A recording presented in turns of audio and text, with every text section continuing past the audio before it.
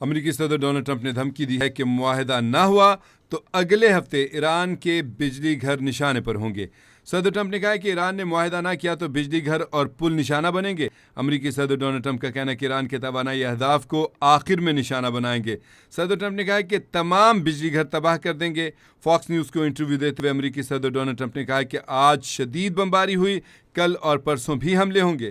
صدر ٹرمپ نے کہا کہ حملوں کا سلسلہ تب رکے گا جب وہ میز پر بیٹھیں گے۔ امریکی صدر ٹرمپ نے کہا کہ جب تک میں نہ کہوں جنگ جاری رہے گی۔ صدر ٹرمپ کا کہنا ہے کہ حملے اس وقت تک جاری رہیں گے جب تک میں نہ کہوں کہ اب کافی ہے۔ صدر ٹرمپ نے کہا کہ ایران کے پاس جنگ لڑنے کی صلاحیت ہے لیکن زیادہ نہیں۔ صدر ٹرمپ نے کہا کہ یہاں تک کہ وہ مذاکرات کی میز پر آنے پر مجبور ہو جائیں۔ امریکی صدر ڈونلڈ ٹرمپ نے فاکس نیوز کو انٹرویو دیتے ہوئے کہا کہ مذاکرات واحد مؤثر راستہ فوجی دباؤ ہے۔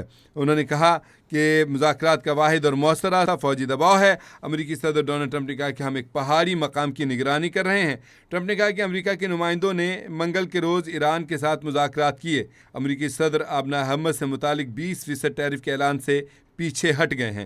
صدر ٹرمپ نے اب کہا ہے کہ آبنائے ہرمز ایران کے سوا تمام بحری جہازوں کے لیے کھلی ہے۔ صدر ٹرمپ کا کہنا ہے کہ ایرانی بندرگاہوں کی ناکہ بندی سے متعلق امریکی موقف برقرار ہے۔ امریکی صدر نے کہا ہے کہ ایران کی قیادت ملک کو مکمل تباہی کی طرف جا رہی ہے۔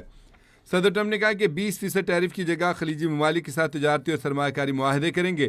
صدر ٹرمپ نے کہا کہ خلیجی ممالک کے ساتھ تجارت اور سرمایہ کاری کو ترجیح دیں گے۔ صدر ٹرمپ نے کہا کہ ایران کے علاوہ تمام جہازوں کو آبنائے ہرمز سے گزرنے کی اجازت ہے۔ ناظرین، آپ کو بتائیں کہ صدر ٹرمپ نے گزشتہ روز بیان دیا تھا کہ وہاں سے جو بحری جہاز گزرتے ہیں، تجارتی جہاز گزرتے ہیں، ان سے 20% جو ہے وہ فیس وصول کی جائے گی۔ اس کو فیس کہا جائے یا ٹیکس کہا جائے، بات ایک ہی ہے۔ ایران نے $1 فیس مانگی تھی، وہاں سے ٹیکس مانگا تھا، ٹیکس مانگا تھا، جس کے اوپر پوری دنیا کو اور امریکہ کو اعتراض ہو گیا تھا۔ تاہم امریکی صدر ڈونلڈ ٹرمپ نے اب اسی چیز کو کئی گنا زیادہ بڑھا کے اس کا مطالبہ کیا اور کہا گزشتہ روز کے 20% ٹیکس دیں گے۔